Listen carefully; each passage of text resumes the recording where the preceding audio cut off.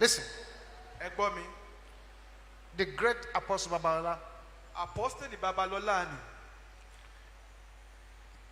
went to preach the gospel in a demonic town. Wọ́n lọ wàásù ìrere ní ìlú ẹ̀mí òkùnkùn kan.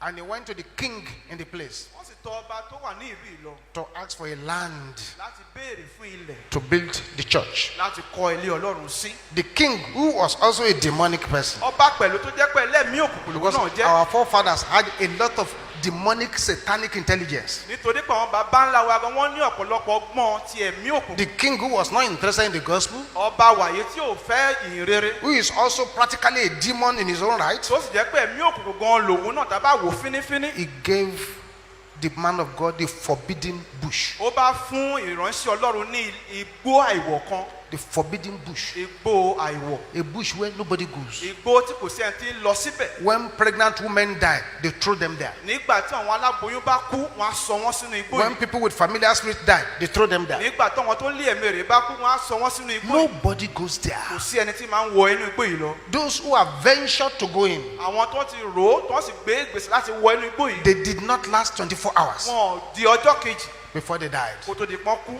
That was the place the king gave to the man of God. Irú bíbà yìí ni wọ́n fún ìránṣẹ́ Ọlọ́run. The man of God thanked the king profusely. Ìránṣẹ́ Ọlọ́run ó dúpẹ́ gidigidi lọ́wọ́ ọba. While the king was just looking at him, Nígbà tó bá kàn yín mú sí i, he was thanking us. ó ń dúpẹ́ lọ́wọ́ wa. And the man of God went out, Ìránṣẹ́ Ọlọ́run bá jáde lọ. took his prayer warriors, Ó bá gbé àwọn àfàdúrà jagun rẹ̀. and they went to this bush. Wọ́n bá wọ inú igbó yìí lọ. When they got there, Nígbà tó ń dé inú igbó, the man of God began to pray. ni ìránṣẹ́ Ọlọ́run bá bẹ̀rẹ̀ sí gbàdúrà. Pray.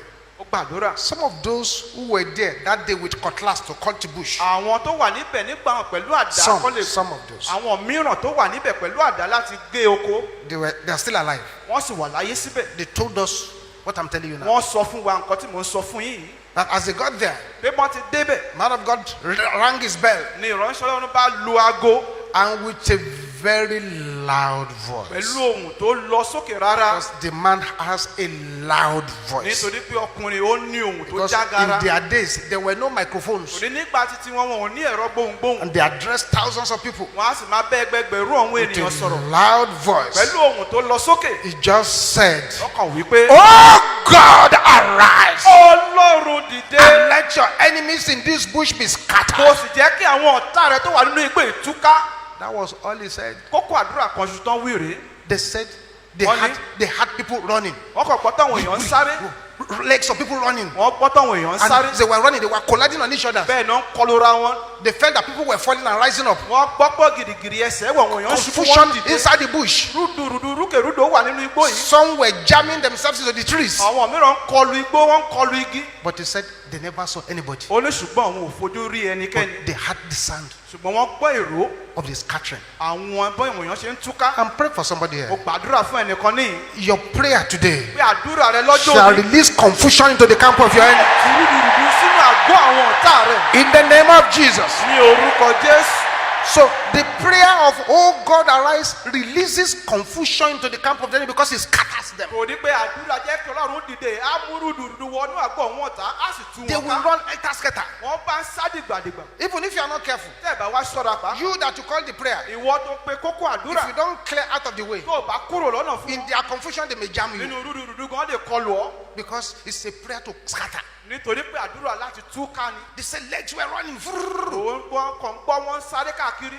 After some time, Lẹ́yìn ìgbà díẹ̀, there was a calm, ìdákẹ́jẹ́ wà. and he ordered them to begin to cut the bush. Ó bá pàṣẹ fún wọn kọ́kọ́ bẹ̀rẹ̀ sí gé igbó yìí. As they were cutting the bush Wọ́n ti ń gé igbó from the mountains, láti àwọn ibi gíga. they saw a mighty python Wọ́n bá rí ejò láńkọ níbẹ̀ crawling down. tó ń wọ́bọ̀ sí ilẹ̀. Those cutting the grasses wanted to run away. Àwọn tó ń gé koríko wọ́n fẹ́ sá lọ. Baba said, "Stay there. Ni bàbá ni ẹ dúró síbẹ̀. Continue to cut your Ẹ grass." máa tẹ̀síwájú nínú igbó tẹ̀ ń gé yìí. They continue cutting it. Wọ́n tẹ̀síwájú wọ́n ń gé koríko lọ. And the serpent came Bẹ́ẹ̀ ni ejò yìí bá ń wọ́bọ̀. majestically. Ló ń wọ́bọ̀ ló ń yan bọ̀. Ló Majestically. ń yan bọ̀. The kind of python serpent that if they swallow a person, you won't see the person again. Irú àwọn ejò yìí gan tó bá gbé odindi èèyàn nígbà yẹn ló mọ̀ pọ́n pé nǹkan kan mi.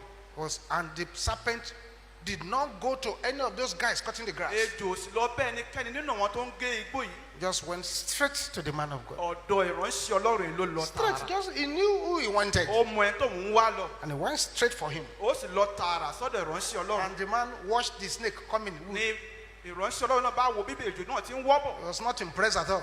kò tiẹ̀ wú wọn lórí rárá And rárá. as the snake approached, bí èjò ṣe dé tòsí wọn. he just said, ó ní let the fire. jẹ́ kí n ná. Another prayer point now. kókó àdúrà mìíràn rèé o. Different from let God arise. ètò yàtọ̀ sí jẹ́ kí ọlọ́run kó dìde. Let the fire jẹ́ kí n ná. of the God of Elijah ti ọlọ́run Èlíjà fall upon this kó serpent. balẹ̀ èjò yìí. And it was as if electricity passed through the ṣe serpent. ló dàbẹ́ pé iná mọ̀nàmọ́ná la àárín èjò yìí kọjá. Just dried up. bẹ́ẹ̀ ló gbẹ. May any serpent assigned against you dry up. èjò tí wọ́n yàn sí ọ kó gbẹ. They must dry up. wọ́n láti gbẹ. They must dry wọ́n up. ní láti gbẹ. In the name of Jesus. A sevenfold amen. àmì ní ìlọ́po méje.